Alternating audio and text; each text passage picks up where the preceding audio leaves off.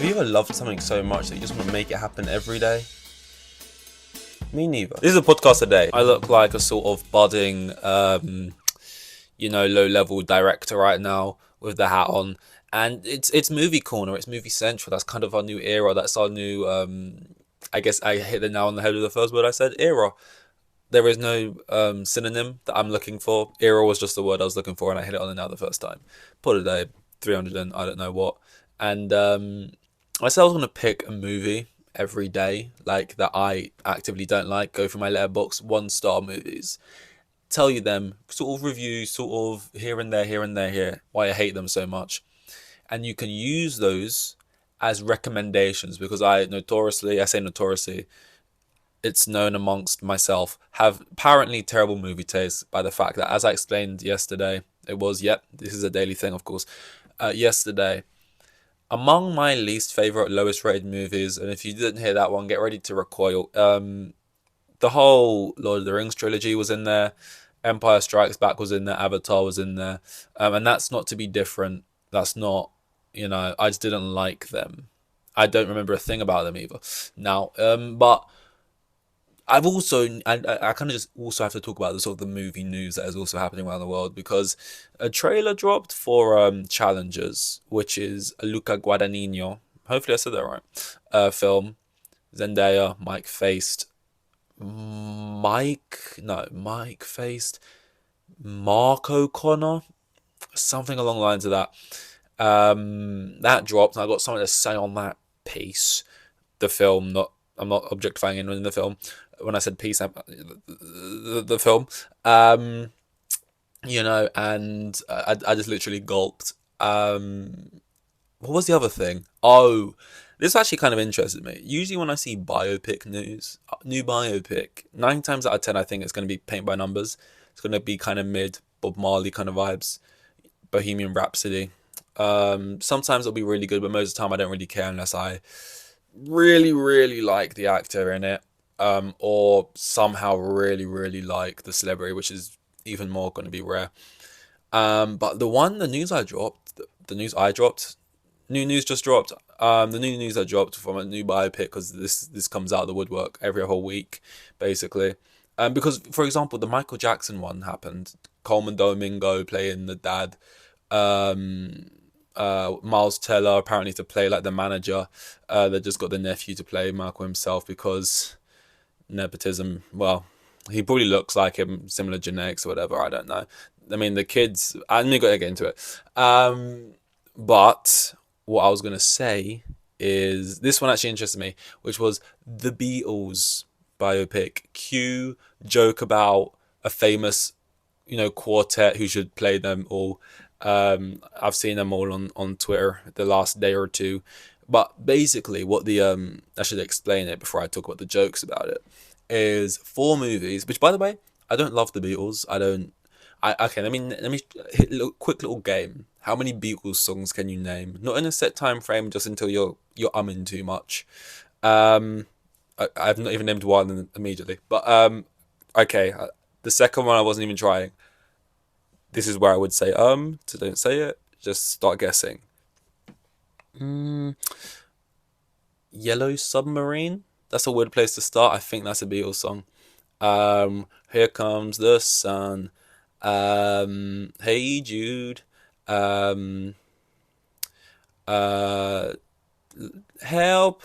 I need somebody help. Okay, 5. That's 4 so far. Number 5.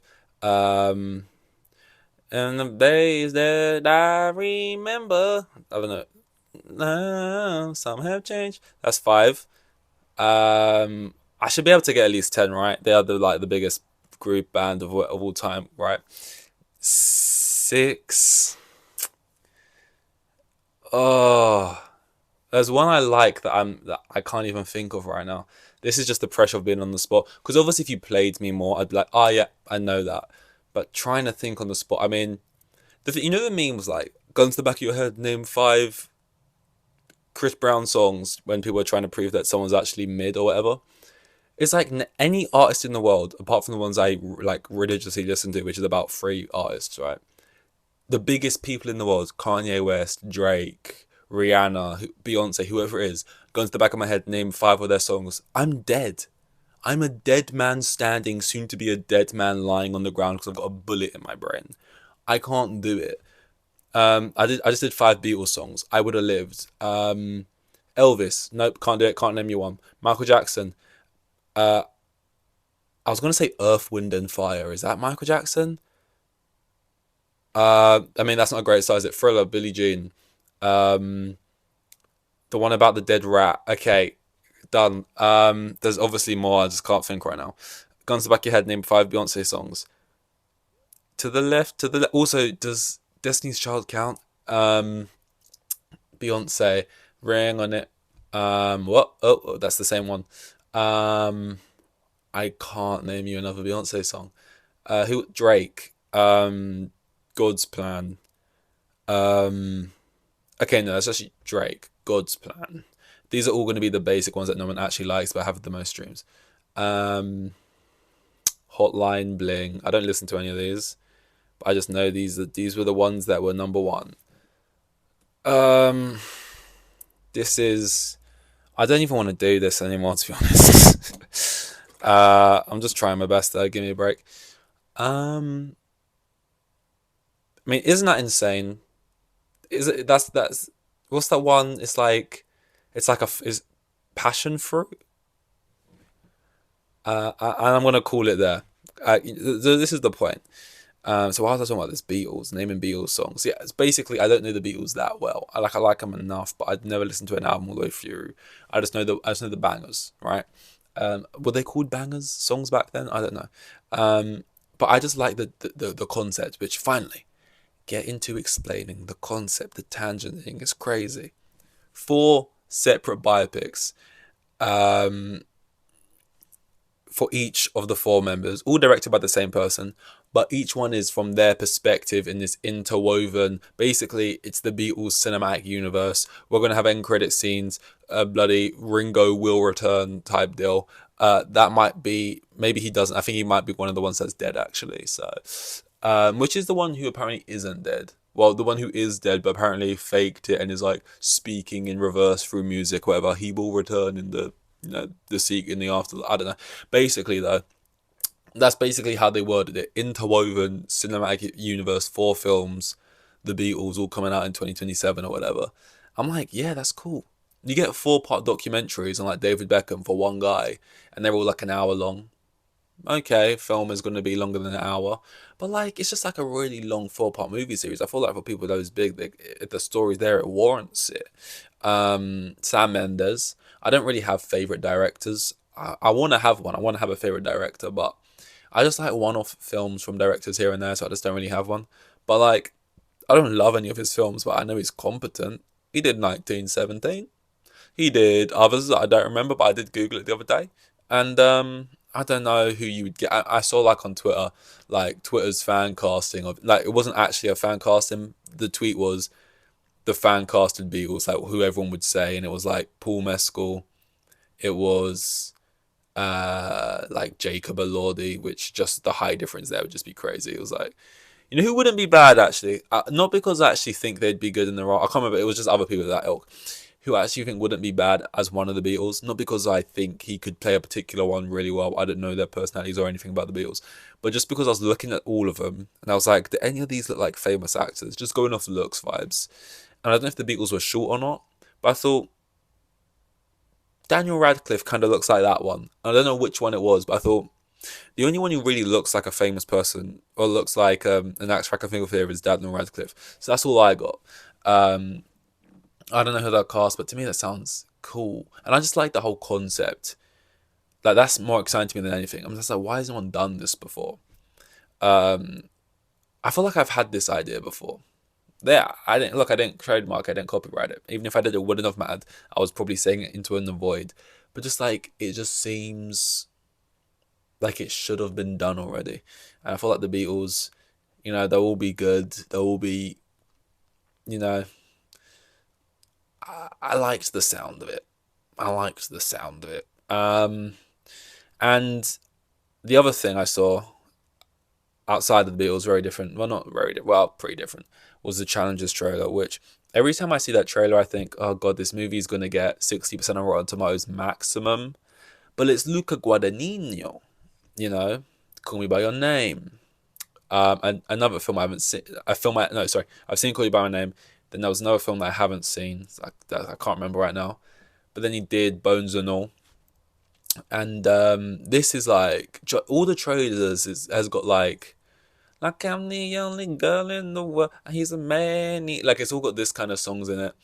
Um, like, and it just feels like a different kind of vibe from the trailers. Um, the vibe I'm getting from Zendaya's performance is sort of similar to like the way she's playing it is sort of similar to like the vibes I was getting from Malcolm and Marie. Just sort of, I don't think this is gonna land in that way. Um, I thought it was based on a real story. I don't think it is. Or if it is, the tennis players. I think actually maybe it is, but the tennis players probably don't have the same names in the film as they do in real life. Because I tried googling it, I couldn't find it, but now that I think about it, probably because they're not using the same names, maybe. Um, but I just thought, and everyone was saying this looks like it's gonna bomb, but I'm so here for it. I really want to see it. I will probably see it. I won't sit in cinemas because it just looks like a raunch. Is raunchy the right word? It just looks like a racy affair. I didn't even see Wonka in the cinemas because I'm just awkward. I don't like the person who's scanning my ticket to know what I'm watching. So there are so many films I haven't seen. There is basically no film on earth that I wouldn't really realistically feel embarrassed about. For some reason, I find it embarrassing that fact they know I'm seeing a film. I don't know why, but like I saw Oppenheimer. That I was like, I'm brave enough to for this man who doesn't give a fuck to know I'm seeing Oppenheimer. But there was so much. I didn't see Wonka. I didn't see why because it's childish. I don't know.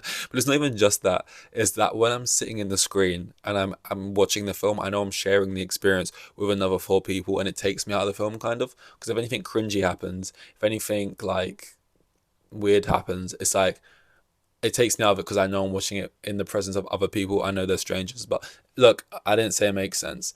I should just go more. No one cares. Just go see the film. Um, because I think Oppenheimer was like one of the only films I saw last year.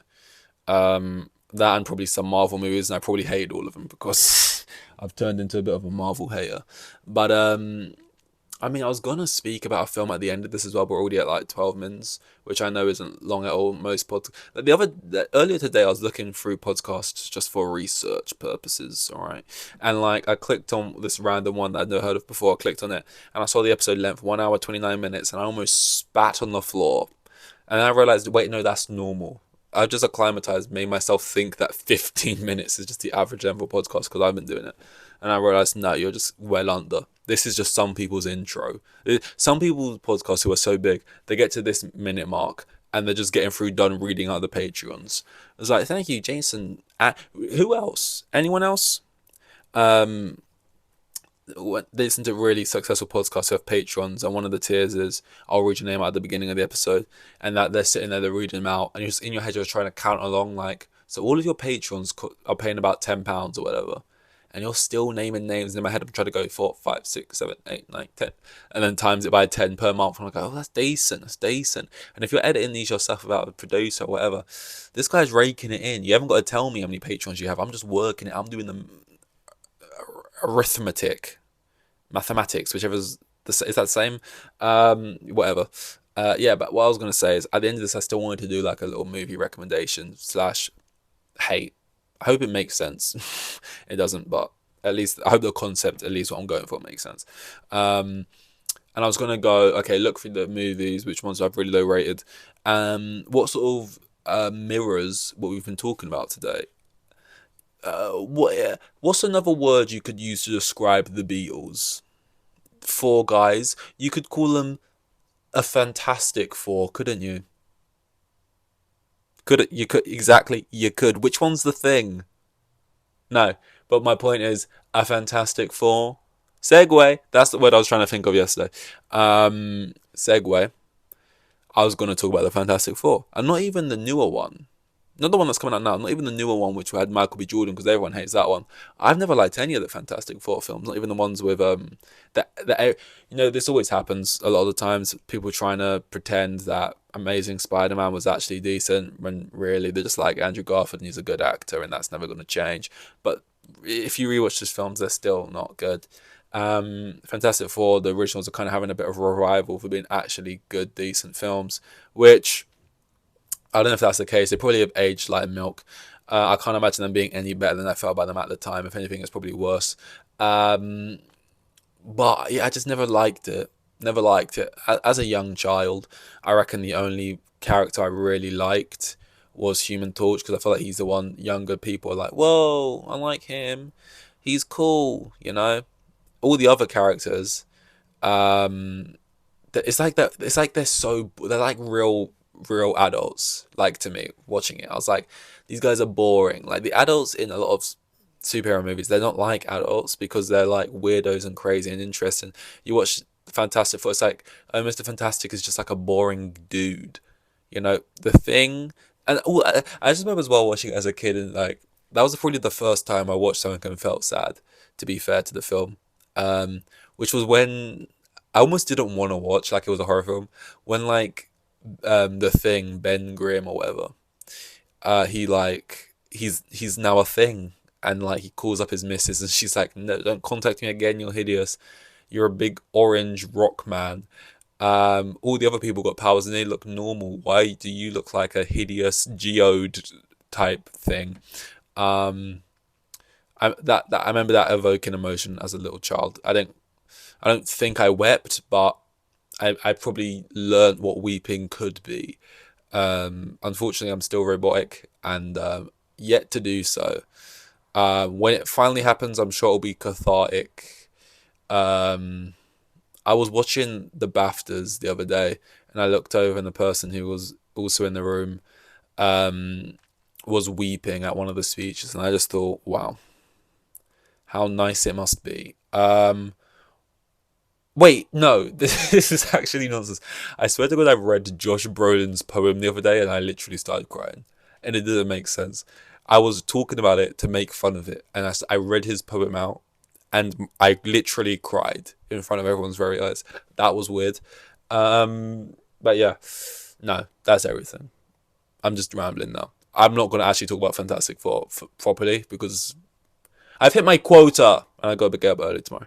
But just know I could have, and I would have slaughtered it. And therefore, it's probably a good film because you get it. I don't explain it again. I don't have to explain it again. I could even hear it that time. I was speaking too fast. But yeah, for the day 300, and I don't know what we're on now. Please don't make me check. And I'll see you in the next one. Thank you, and goodbye.